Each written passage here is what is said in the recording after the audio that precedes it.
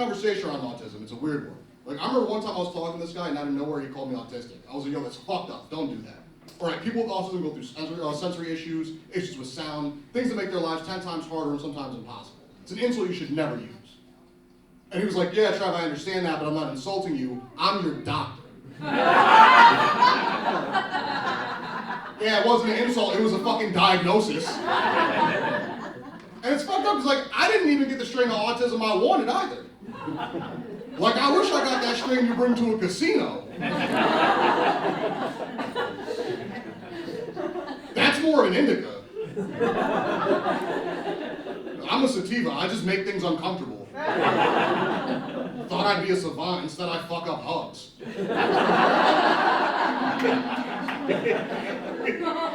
You like that a little bit too much, sir. I don't like that. I don't like how much you like that.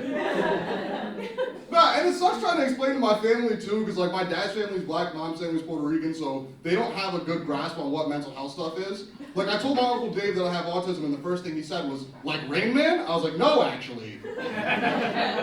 More like McLovin, I got that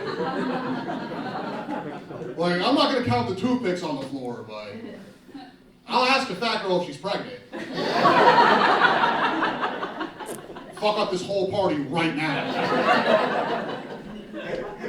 I mean, it always creates these weird situations too, like every time I'm talking to my girlfriend's dad, you know, me and him are into different sports, we try and talk about it, so I just say shit so I can keep up with him. Like the other day, he asked me who my favorite boxer was, and I don't know shit about boxing, so I was like, fucking Creed? 3? He's like, yeah, good boxer. I was like, wait, what the fuck? Start to realize he might be making shit up too. You know, so I decided I'm going to test him one day. I asked him, I'm like, hey, Bob, you remember that guy from the Knicks, Skippy Williams? And I know he doesn't know basketball. Out of nowhere, he goes like, yeah, he's a good ball player. Yeah, Skippy Williams isn't a real person. So I guess the point of this bit is that I'm pretty sure my girlfriend's dad is also autistic. And they say girls date guys with traits like their dad. But of all the traits you could pick, you know, she could have gone protector, provider, and she was like, no, motherfucker, they ate glue in kindergarten, that's my I'm also starting to think that my cat might have it too, though. Because she never talks. She just makes sounds and points at shit. She's like, meow. I'm like, yes, Ruby, those are the Legos I organized by shape, size, and color. I do have a girlfriend now. It's fun. It's definitely better than when I was single. Because being single towards the end of it, the dates started to get weird. Like, I remember one time I matched with this girl on Hinge, we went on a date, and things were going well, and at one point she leans over and she's like, hey, I really like you, but I gotta tell you, I'm autosexual. And I was like, bitch, you fuck with cars? And no, it turns out autosexual is when somebody's sexually attracted to themselves. And I was like, oh, I kind of just wish you wanted to fuck a transformer or something. It's like, I'd much rather date a weirdo than a narcissist. She tried to make it hot too. At one point she tried to tell me that apparently she put her mirror across from her bed because she could only come while she was looking at her own reflection.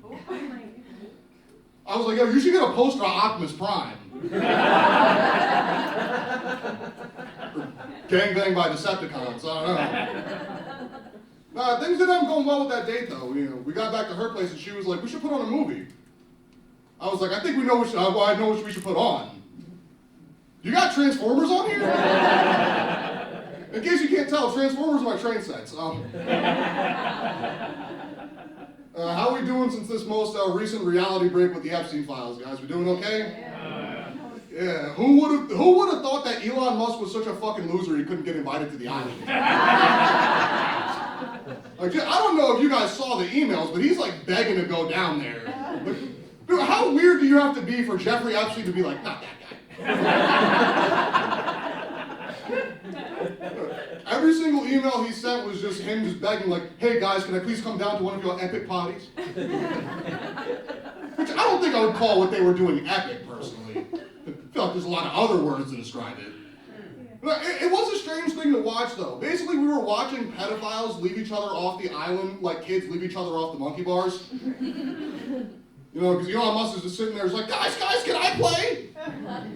And Epstein's like, nah, it's not that fun, you wouldn't like it. All right, I know where we are now, okay.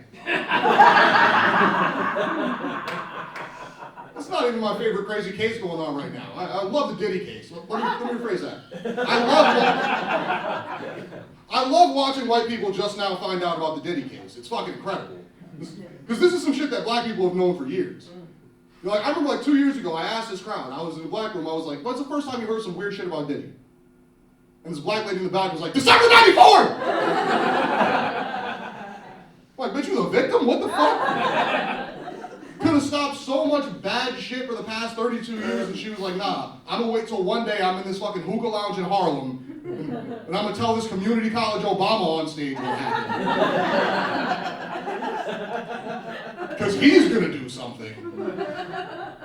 I hated watching the whole Diddy case go down in terms of the way it was handled, though.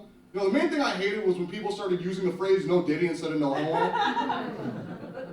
You know, as if the gay stuff was the problem with Diddy. Okay, maybe I'm alone on this, but I feel like the only difference between Diddy and a regular gay guy is all those crimes, you know? Like, you know that one crime he did so many times that Epstein was like, hey, buddy, you want to come over here? Yeah, he got the invite before Elon, fuck. I love doing comedy. I get to travel and do this sometimes. I just got back from doing a week of gigs in Florida. And burn it. We don't fucking need that place. Please. I don't know what the fuck happened to that place. Like, I did a total of 3 shows. I did one in Melbourne, one in Vero Beach. Those are both cool. And then I got to Daytona Beach. And I don't know if y'all know this or not, but turns out the home of NASCAR and bath salts, not a nice place. You know, when I was down there, though, I did find out about something interesting. Apparently, we now have a new genre of rap music out. It's called MAGA rap. You guys heard of this? Oh, no. So it's a real thing. Basically, it's a bunch of white guys where they're putting on MAGA hats and they're making the most racist songs they possibly can. And I think it's gross. I think it's fucking disgusting. I don't care that it's racist. They just have no fucking bars. Like, you know who had way better racist rhymes than these MAGA rappers? Dr. Seuss. Yeah, everybody forgets that Dr. Seuss wrote a couple books that were so racist they got banned. All right, when's the last time they banned something that wasn't kind of cool? You know what? Fuck all of you. I will die alone on this. Say what you want about Seuss, but the man was throwing heaters, okay? All right, 1 fish, 2 fish, can't trust the Irish? Banned. The Puerto Rican who can't stop speaking? Classic. Horton here's a Hebrew? We all have a copy.